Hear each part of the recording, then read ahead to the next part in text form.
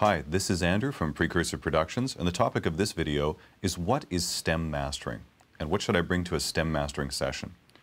Now, stem mastering is differentiated from stereo mastering, which is the other major form of mastering.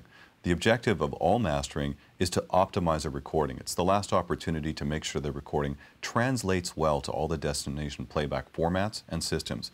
And very briefly, a playback format would be something like vinyl, CD, MP3, FLAC, for example. And a playback system would be things like earbuds, hi-fi systems, bookshelf systems, car stereos, etc.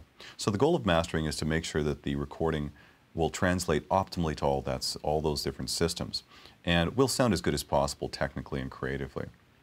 Now, stem mastering is a rather new process. It kind of comes from the film industry, and it's become very popular in the last number of years, but a lot of people don't really know what it is. And I think it sometimes can be a little intimidating for mix engineers, producers, and even musicians who are asked to provide stems to a mastering session.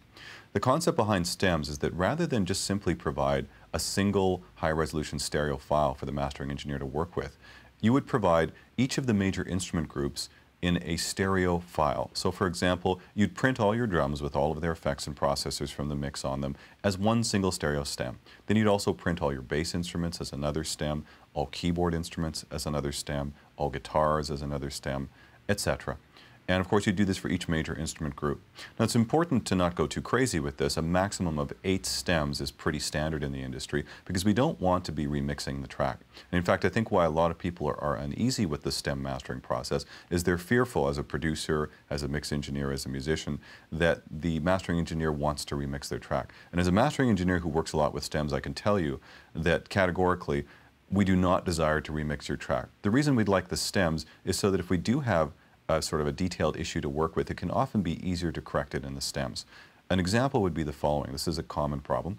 Let's say that you have a bass instrument that is a little bit too loud in your mix, so it's a little overwhelming when we get into the accurate mastering environment. We decide that your kick drum and your drums in general are sitting fine in the mix, but the bass instrument is a little too loud.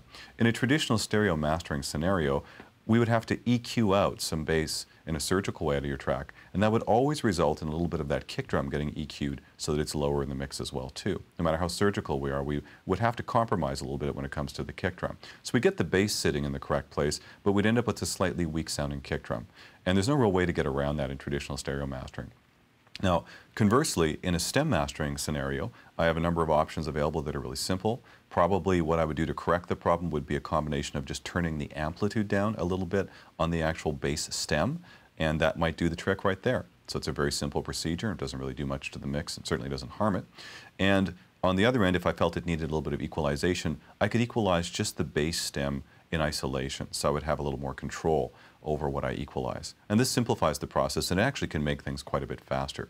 And so it just simply gives us a little more flexibility and options. Now, why has stem mastering become a little more popular the last number of years? I think what we're seeing is there's a lot more project studios and sort of indie producers, musicians, and mix engineers who aren't quite the sort of standard professional mix engineers that the industry used to have, where there was a kind of a small community of these people that were sort of regularly working with each other, regularly having high-end mix engineers working with a small limited number of mastering engineers. Now there's a lot more diversity, and a lot more people are producing their own music. So we're getting more diversity in sort of the quality and the types of mixes there are out there. And so I think that stem mastering allows mastering engineers to get in there and fix a few things more readily if they get something that is maybe not quite of the standard of the type of mix they would have traditionally got from a high-end professional studio where a professional mix engineer had treated it. So that's what stem mastering is, and hopefully that'll help to give you some insight, take away a little bit of your fear of the process. So if you'd like to learn more about how to get the most out of your experience in the studio, simply head over to precursorproductions.com and sign up for our email list. When you do that, I'm going to send you 20 videos that outline how to save time, money, and get the best product when you're working in the studio. I'm also going to offer you 10% off of any of our professional audio production services. So head over to precursorproductions.com, enter your name in our mailing list, and you'll start getting those videos and the discount immediately.